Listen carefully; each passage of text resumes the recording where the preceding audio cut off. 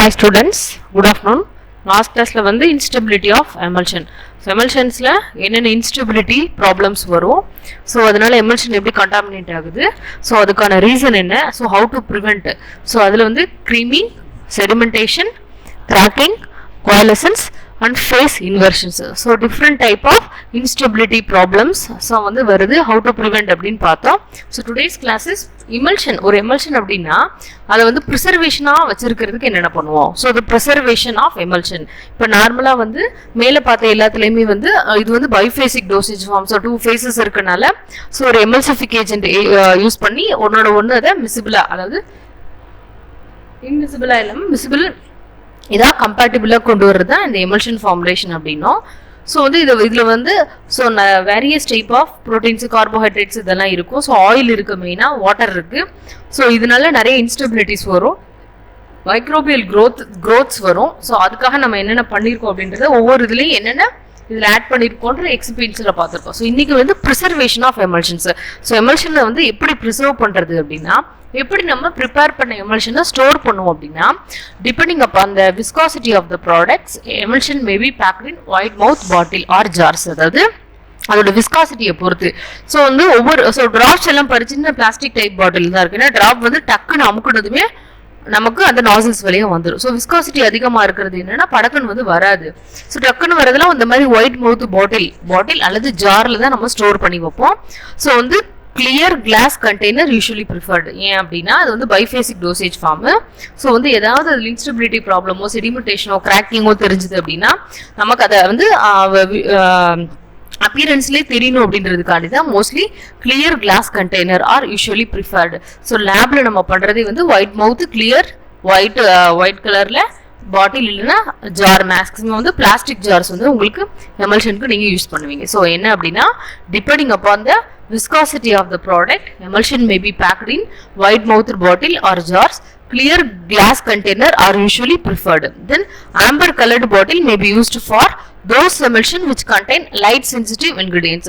So நார்மலா உள்ள emulsions வந்து நம்ம clear glass bottle வந்து நம்ம ஸ்டோர் பண்ணிருப்போம்.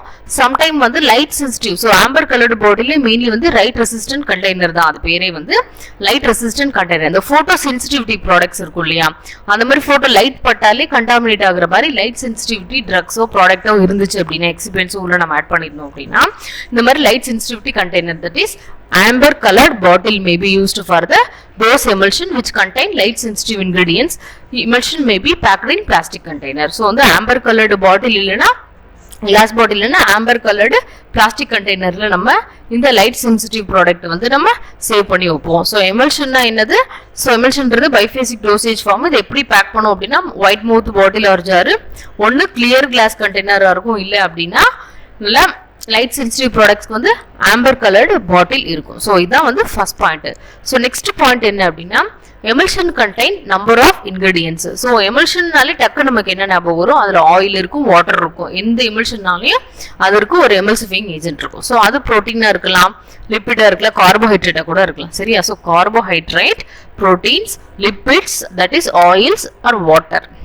இந்த இன்கிரீடியன்ஸ் எல்லாம் வந்து நம்பர் ஆஃப் இன்கிரீடியன்ஸ் எல்லாம் சேர்ந்தது தான் emulsion. So these ingredients support the growth of microorganism. So இதெல்லாம் வந்து சேர்ந்து வாட்டர் இதோட இருக்கு. ஸோ அதனால என்னன்னா மைக்ரோ ஆர்கானிசம் க்ரோத் வர்றதுக்கு மேபி சான்சஸ் இருக்கு. So antimicrobial preservative. So வந்து எப்பயுமே நம்ம ட்ரக்ஸில் வந்து மோஸ்ட்லி ப்ரிசர்வேட்டிவ் ஆட் பண்ணுவோம். ஸோ ரொம்ப லாங் டைம் ஸ்டோரேஜ் பண்ணும்போது இன்ஸ்டபிலிட்டிஸ் வரக்கூடாது, ஸோ கண்டாமினேட் ஆகக்கூடாதுன்றத ப்ரிவென்ட் பண்ணுறதுக்காக என்னது அப்படின்னா ப்ரிசர்வேட்டிவ் சேர்ப்போம். ஸோ இந்த மாதிரி மைக்ரோபியல் க்ரோத் இருக்கக்கூடாது அப்படின்றதுக்காண்டி anti microbial preservatives are included in the formulation in order to prevent the. So அதோட வேலை என்ன? ஸோ மைக்ரோபியல் க்ரோத்தை வந்து ப்ரிவென்ட் பண்ணும், மைக்ரோப்ஸ் இருந்துச்சுன்னா டெஸ்ட்ராய் பண்ணும். சரியா? ஸோ ஆன்டி மைக்ரோபியல்னாலே ப்ரிவென்ட் பண்ணுறது தான்.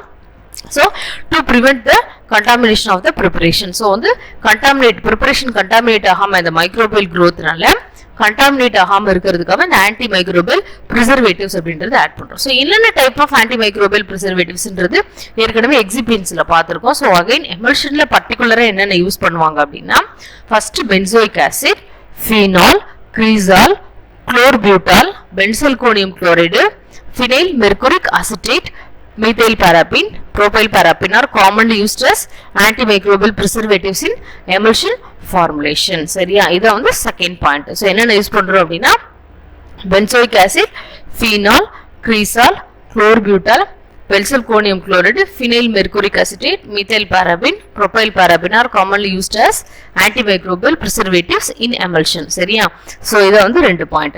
if the emulsion is stored for longer period, so வந்து நம்ம emulsion வந்து மேக்ஸிமம் வந்து ரொம்ப நாள் வந்து ஸ்டோர் பண்ணி வைக்கிற மாதிரி இருந்துச்சு அப்படின்னா emulsion should be included in the formulation. so கண்டிப்பா வந்து emulsionல வந்து preservative அப்படின்றது இருக்கும்.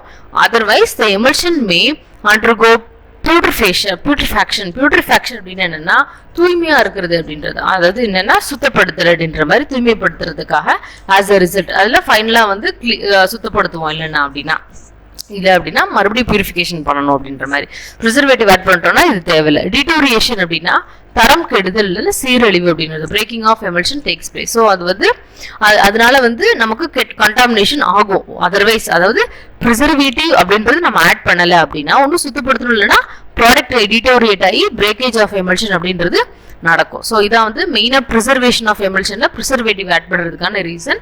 So emulsion may also be preserved in refrigerator if the low temperature does not cause any undesirable changes and its physical property.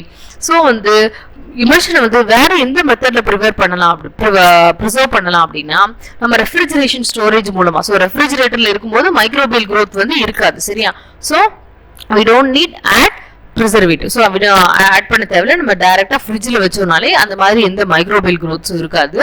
if the low temperature does not causes, வந்து low temperature இருந்துச்சு அப்படின்னா any undesirable changes at its physical property. So எந்த ஒரு சேஞ்சஸும் பெருசா physical propertiesல வராது.